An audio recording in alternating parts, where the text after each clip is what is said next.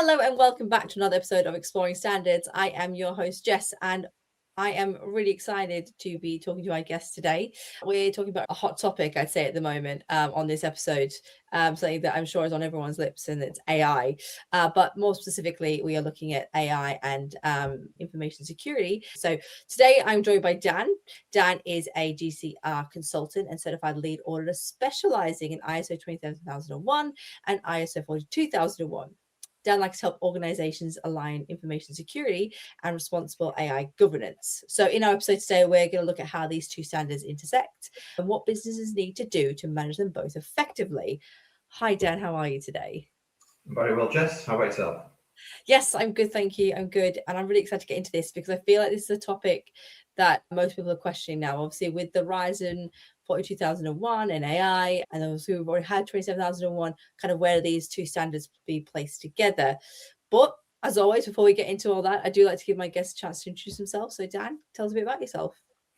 Sure, thanks, Jess. So I'm Dan Sampson. I'm a GRC specialist or consultant. I'm a limited company, Sampson ISO Audit and Consult Limited. So I specialise in information security and AI, most notably the standards of ISO 27001 and ISO 42001. My history is generally backgrounded in information security. So I've done quite a few years at the University of Sheffield, and recently gone solo in terms of setting up my own consultancy where I get involved with internal audits, gap analysis, strategic implementation of 27001 and 42001. So I'm really excited to be on the podcast to talk about these hot topics. I think they're really important. Yeah, I think they are too. And thank you so much for joining me. Let's get straight into it then. So for listeners who are new to these standards, how would you briefly explain ISO 27001 and ISO 42001 and which problem are each one designed to solve? Sure. So if we start off with ISO 27001, I think that's the standard, the old standard, and almost the foundational piece that we'll explain a bit later. So ISO 27001 is the international standard for establishing and implementing, maintaining, improving an information security management system, or ISMS for short, as it's commonly known. This is effectively the gold standard, or the North Star, if you want to call it, of managing the informational risk. So the core purpose of it is to protect the confidentiality, integrity, and availability, so the CIA, of all organizational risk. So what it does in a nutshell is solves the problem of security being a sort of messy, reactive IT task, turns it all into a structured process, makes it proactive, and ensures the organizations can manage their risk appropriately. So 42001, so that is the newer standard that we're going to be talking about. So that's been around just a couple of years now. So that looks to govern responsible development, deployment, and use of AI, artificial intelligence. So what it's looking to do is solve the unique risks that are inherent in AI systems, things like bias, lack of transparency, explainability, and human oversight. And those things aren't really covered in ISO 27001. So that's where ISO 42001 comes in. So really, if I was to put a quick summarization on that, it's turning AI from a Wild West type technology scenario into something that's more trustworthy and ultimately auditable as well, if that's something that an organization is having to do. And yeah, I think you're saying it's so important, isn't it? AI is just rising so quickly, and we do need something to govern it. And you know, as you just said, 42001 is a perfect thing for this. So where do the two standards overlap, and where do they address completely different risks? Sure. So the two standards are, in my eyes, complementary. They're designed for efficient integration with each other. The first overlap really is the commonalities that they have around the Annex SL structure. That effectively dictates the high-level requirements for any ISO management system. So what this means in simple terms is that both the ISMS, the Information Security Management System, and the AIMS, the AI management system, so they use the same processes for defining organizational context, establishing leadership commitment, performing continual improvement, things like that. So if we're looking at it in a bit more detail for an organization, what this means is that if you've already got ISO 27001, you've got the governance foundation in place already, and this means that you've almost got a head start if you are looking to implement 42001 as well. In terms of where they differ, this is generally around the core risk that they address. So ISO 27001 is about protecting information assets, as we've mentioned before, by ensuring confidentiality, integrity, and availability are addressed. So this deals with common external threats, things like data breaches, hacking, system downtime. So you're using technical controls there like firewalls and encryption. They help support your organizational risk around that. But ISO 42001, on the other hand, is about governing behavior and the impact of the AI system itself. So what it's honing in on is looking to address unique risks that 27001 doesn't cover, things like algorithmic bias, lack of explainability, human oversight, and really importantly, accountability regarding the decisions that the AI makes. So if we look at it in a really simple terms, ISO 27001 will prevent the data from being stolen, but ISO 42001 will prevent the data being used unfairly or unpredictably by the AI model. From my perspective, my opinion, so I think organizations really need to implement both if you want to demonstrate full risk management. So you're securing the data via 27001, but you're ensuring the AI decision making is also responsible and ethical by adding 42001 on top of it as well. That's really interesting. I think the way that you kind of simplified those definitions down and compare the two standards is really helpful, because as you said, one's about protecting your data, but then the other was how your data is being used and the protecting it from the AI. So a lot of organizations will already have ISO 27001. Now, I know you kind of just talked about this a little bit, but can we go into a bit more depth as to what gaps still remain that ISO 42001 aims to cover? Yeah, it's a really good question, Jess, because it gets to the heart of why ISO 42001 isn't redundant and shouldn't be used really as almost a siloed standard. In my eyes, it should be an extension really that's necessary for organizations using AI, on top of 27001. So if an organization has an ISMS for 27001, gaps generally that remain will be related to internal logic, decision making, ethical impact of the AI itself. So as we've mentioned before, the ISO 27001 is designed to protect the information assets around things like data security, access control, system availability. But the important thing to mention here and to hone in on is it doesn't actually address the unique risks of the systems, which are generally autonomous. We've mentioned before algorithmic bias, explainability around models, or things like unpredictable societal consequences, for argument's sake. So you could still potentially have a perfectly secured system that has the ISO 27001 wrap around it, but it could still potentially make unfair or discriminatory decisions. And this is where ISO 42001 comes in. So I think that the main benefit here of ISO 42001 is that it's filling these gaps by mandating controls for AI lifecycle governance and human oversight. So what it's requiring you to do as an organization is perform specific AI impact assessments, implement things like bias detection and mitigation plans, and just really to establish clear roles for human intervention, really, and ensure that there's the right amount of transparency for regulatory scrutiny, because this is the area organizations need to bear in mind. Regulation around AI is going to be tightening, and this is where 42001 comes in. The standard really is crucial because it's providing a structured and auditable framework that allows you as an organization to manage the legal and reputational risks that are inherent really, and come under things like the EU AI Act. So like I've mentioned, ISO 27001 is the great first step, but if you add 42001 on top, it just makes sure that you as an organization are plugging the gaps and ensuring that your risk posture is managed correctly as well.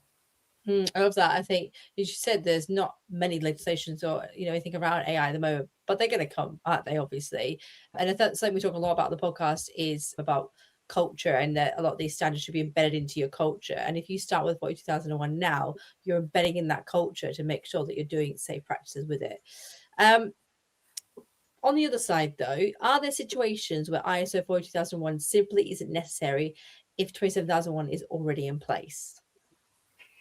Yeah, another good question, Jess. So, in my experience and my dealings with organisations and requirements, 42001 probably isn't necessary if your involvement with AI is generally limited to low-risk tools, standard cloud search functions, basic productivity software that aren't really material to the core business functions. So in these cases, I'd probably say that risks are generally covered by existing security and access controls that would be covered under the ISO 27001 ISMS mandate. If AI isn't deployed into production as well, production systems, or is limited to making non-critical decisions, again, in my opinion, if you're adding additional governance via 42001, it's probably going to be a bit of a overinvestment. However, where the ISO 42001 becomes critical is when the organization starts to develop, deploy, procure high-risk AI systems that are making decisions that affect individuals or business outcomes as well. So think of scenarios whereby you are building proprietary AI products. You might be using AI for hiring, financial applications. You might be looking at vendor questionnaires as well that are specifically asking you for evidence of AI governance or bias mitigation. So in these instances, you'd likely need a ISO 42001 to give you that required framework to show that you're managing ethical, regulatory, and reputational risks that wouldn't be covered within the ISO 27001 focus on data security. Okay, interesting. I think most organizations probably use AI without even realizing it at the time, right? And there's, and then when you start really using it, and as you said, affecting your people, affecting your business, that's where you need to be really considerate of how it's being used, and then thinking about 42001. Okay, let's go into some practical ideas. For organizations starting from scratch, what standard should they implement first and why? Yeah, this is really important because I'm finding a lot of organizations now are asking that same question, Jess. They want to know which standards should we have, particularly out of these two standards, 27001 and 42001, which one are we doing first and why? So as I've mentioned before, ISO 27001 is the foundational layer. It allows you to put in place that governance, risk and compliance program.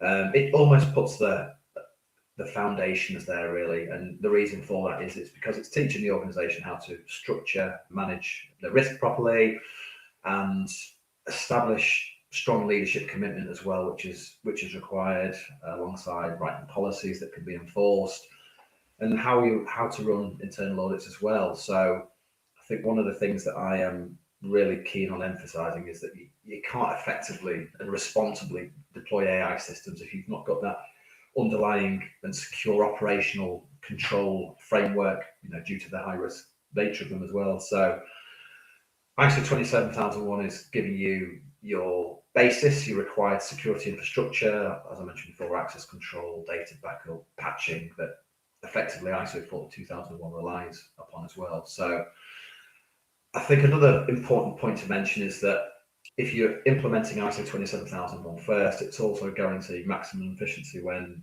the time comes for you to add that AI governance as well. As I've mentioned before, both standards share the same Annex SL structure.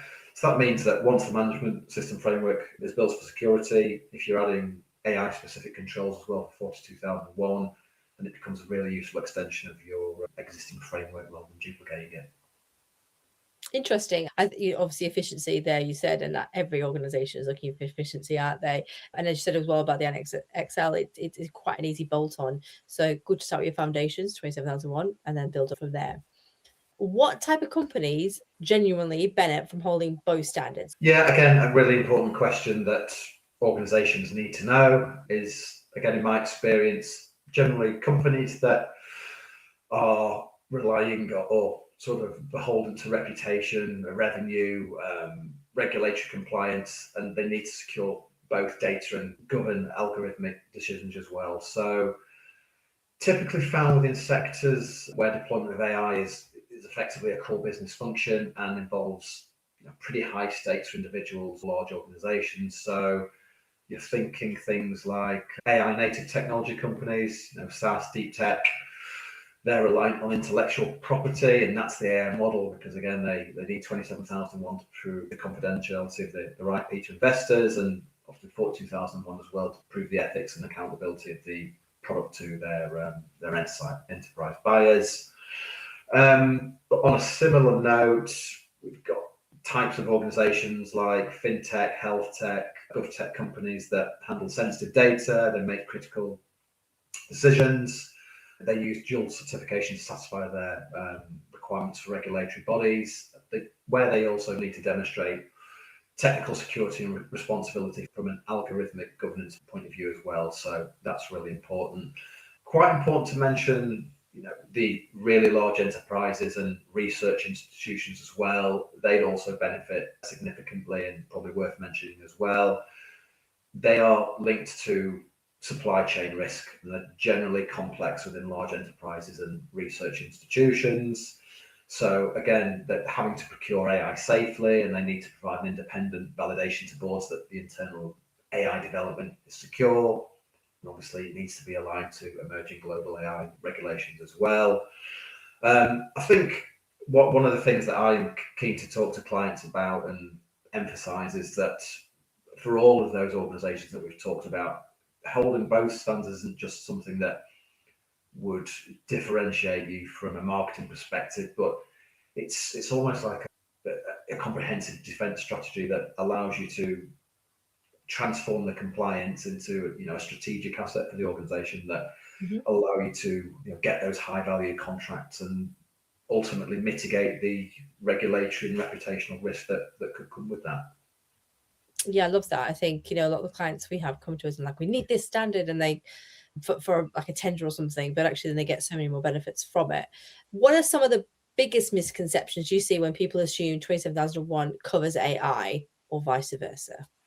This is one of the biggest questions that is around at the moment that I'm having, because it's these assumptions that people need to have clarity on. They need to get proper advice. They need to be educated as to what covers what. So again, in my experience, I think there's one of the most common misconceptions is that ISO 27001 automatically covers all AI risks. They probably incorrectly assume that because ISO 27001 controls cover data security, particularly that is used to train the AI, that they think the AI itself is safe. But again, it is important to state that 27001 scope ends where the AI decision making begins. So what it's doing effectively is ensuring the data is securely stored, but it can't access if the data is biased or resulting model is fair, transparent, or accountable. So for argument's sake, you could have a perfectly secure ISO 27001 certified system that still produces discriminatory hiring recommendations. So this gap is precisely why 42001 was created, which was to govern the internal logic and ethical outcomes of the AI, which, again, as we've demonstrated and talked about, are absent from traditional information security standards as well. But on the flip side, there is also a misconception that 42001 somehow replaces those core security controls. I think that's really interesting because, as we've mentioned, while 42001 focuses on responsible AI, it is relying heavily on the underlying security infrastructure, which has been established by 27001. So if an organization is looking to achieve and does achieve 42001, but is ignoring 27001, I think what they're doing is governing the ethics of a system that could be potentially compromised or tampered with or used without the proper authorization. So again, in my view, 42001 isn't a replacement for security, because it's a governance layer built on top of a secure foundation. And these are mainly the important things that people need to ensure that they understand before implementing or looking to implement both. I love that, a governance layer on top of a secure foundation. That sums it up perfectly, doesn't it? Absolutely perfectly. Right, finally then, if a company came to you tomorrow and was asking whether to pursue 27001, 42001, or both, what key factors would you consider before giving advice? Yeah, really good question, Jess. And I do have experience with this. It is a common question I'm getting at the moment. So when a company approaches me with the question, my advice is generally guided by it needs to be done by a strategic assessment, really, that's looking at drivers for them commercially, organizational maturity, and their specific risk profiles, which again differs from organization to organization. I don't want to just focus on technical requirements. I need to understand the landscape that the organization is operating in. So it's ultimately like a type of gap analysis, if you like, really, just to understand the current lay of the land for them. So I'd want to know within a commercial context for the company why. Are they facing a procurement deadline? Do they need 27,001 to unlock a major contract? Do they need it for a funding round? If so, then I'd say 27,001 would be the starting point that they'd need to begin with. But again, if their immediate threat is compliance with the EU AI Act or board scrutiny over a potential high-risk AI deployment, then 42,001 readiness has to become the primary focus for the business. I'd also look at assessing the organizational maturity. So again, if they've got no formal governance structure, as we mentioned before, Jess, they need to start with 27,001. That's just to build the foundational risk management and audit processes that they need that would handle the complexity of the AI governance later down the line. But ultimately, the decision is risk-based, really. It's bespoke. It has to be bespoke. It's not a case of one size fits all. It's dependent on their existing environment. So again, I want to look at the core risk profile. What is the business risk for them that's primary? Is it loss of data? Is it downtime? Unauthorized access? Things like that. And if it is, 27,001 is your priority. But again, if your primary risk is that the AI products that you're looking to roll out are potentially going to cause you reputational damage due to bias or something like that, then, or you're potentially looking at regulatory fines, then again, we have to really look at 27,001 implemented first as your foundation, but with 42,001 built on top of that, giving you your ethical governance extension. That would be my recommended path really for them. So again, they've got a comprehensive assurance for both systems, and again, it's future-proof too.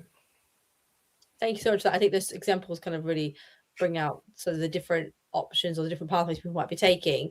So thank you so much for that. Thank you, Dan, so much for joining me on the show. It's been absolutely wonderful having you on today. Thank you, Jess. Yeah, it's been great. Thank you very much. Thank you. And what I'll do is I will pop Dan's contact details, including a LinkedIn profile. So if you want to continue these conversations or you've got some more questions about the two standards, you can reach out to Dan. I'm sure he'll be more than happy to guide you through the process. And thank you for listening to today's episode. If you have enjoyed it, please make sure you rate, review, and subscribe. It really does help the podcast. And I'll be back with an episode in a couple of weeks.